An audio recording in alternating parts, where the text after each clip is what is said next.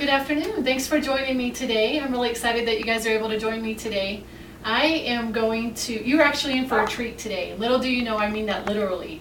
I'm going to show you how to make Rice Krispie treats, and as long as everything goes the way it's supposed to go, you're going to get to enjoy one of those excellent Rice Krispie treats that we make today. I'd like to ask my cameraman if he would go ahead and capture my audience real quick so we know who all's in the audience. I got near. Okay. Great, thanks. Okay, so when making Rice Krispie treats, I don't know about you guys, but sometimes I'll get a phone call from a neighbor or friend. Somebody will call and say, hey, do you guys want to come over for a cookout? And I'm never quite sure what I can make without running up to the store real quick. So as long as you have some Rice Krispies in your pantry, a bag of marshmallows, and some butter, you're going to be able to bring Rice Krispie treats every single time. And then you'll be known as a person that can always bring the Rice Krispie treats. You don't need a lot of preparation for Rice Krispie treats. You need a couple measuring cups, a couple of simple utensils that I'll show you what we're going to need these for. You need a stick of butter. We're going to do the correct measurement here in a little bit. A bag of marshmallows, and then our Rice Krispies. And then once we have the final product, we're going to need to put it into our pan here for it to cool.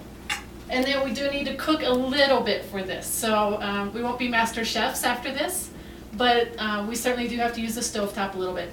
So the first thing I'm going to do in preparation is I'm going to go ahead and turn my oven on, my stovetop on, and I'm going to start getting my pan a little bit warm. Next, I'm going to go ahead and get the right amount of butter. So I need 3 tablespoons of butter.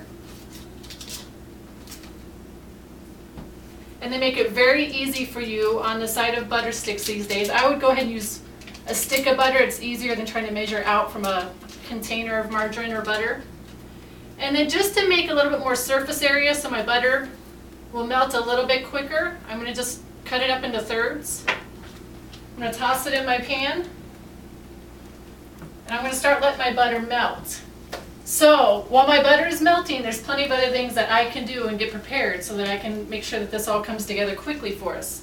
I'm going to take the leftover butter, and this is a trick that my awesome mom showed me once, and it works really well. Do not, if you miss anything else in what I'm going to tell you, do not miss this step, okay?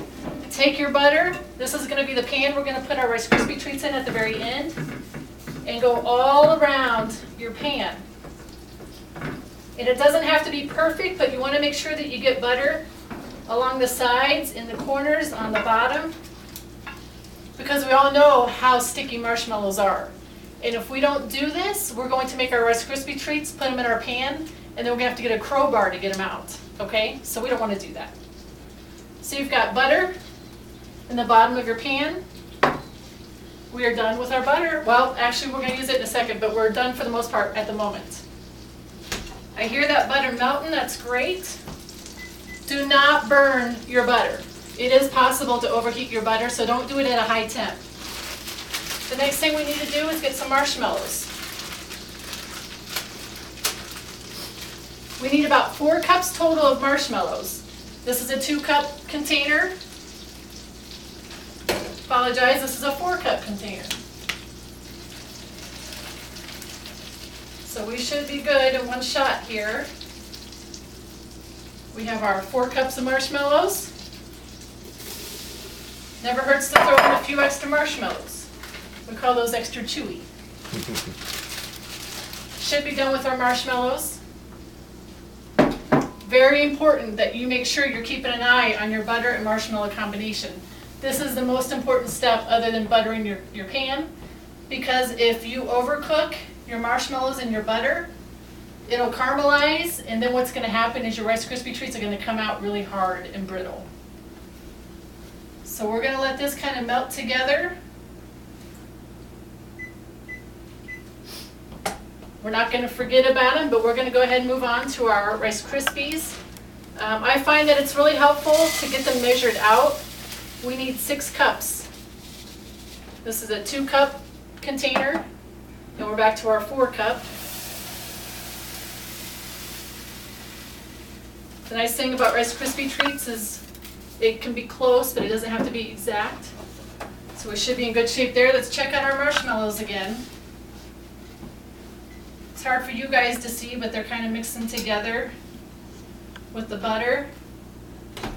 I'm going to turn our heat up just a little bit to help them melt. And then once you start seeing the marshmallows get to where they're turning to be more liquid, that's when we're really going to keep a close eye on them. And so they're starting to, you can't see it from there, but they are starting to melt really nicely, which is great. Now remember, don't forget the step of putting your butter in the pan. We're going to find out in a minute why that's so important. And then again, just to go over the ingredients, it's 3 tablespoons of your margarine and then 4 cups of marshmallows. So pretty easy. Most important thing, do not what? Do not overcook. If it gets overcooked, we're going to have bad marshmallows, a bad marshmallow taste in our Rice Krispies. Okay, this is starting to look really good. You can see how it's turning into be a little bit more of a liquid. You guys see that? We're on the home stretch.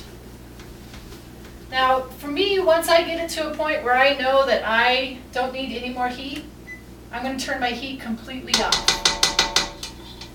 And now this is where we're going to add our Rice Krispies. Stir those in. Add the rest of the Rice Krispies. Stir those in. And we're just going to stir. You can see that we're just mixing the marshmallows into the Rice Krispie treats. And by the way, you can get this recipe off of the Kellogg website. And most of the Rice Krispie boxes that you get at the grocery store will also have the Rice Krispie treat recipe in it. And you see how that's just kind of mixing up real nicely?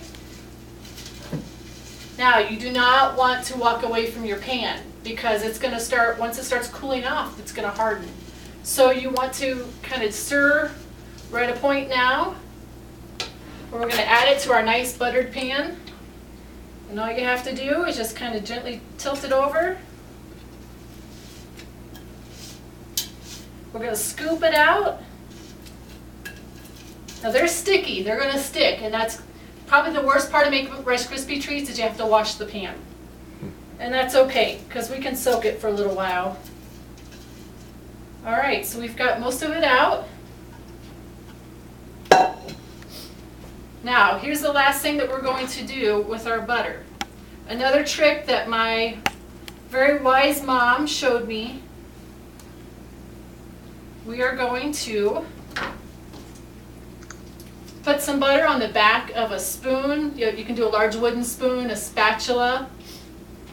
And instead of me having to try to push this down and the marshmallow sticking, see how nice that just glides over the top? And now we can kind of make it even out. Fill our pan.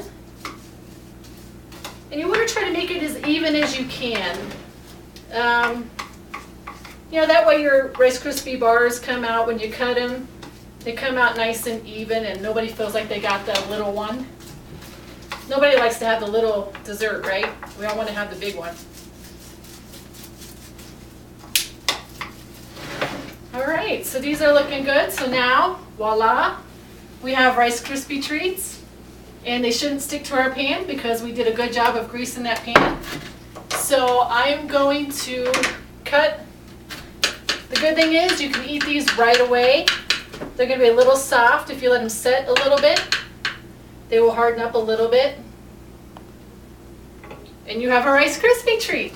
So thank you for joining me today. And I'm going to offer these to the entire audience. So treats on me. Thanks, guys.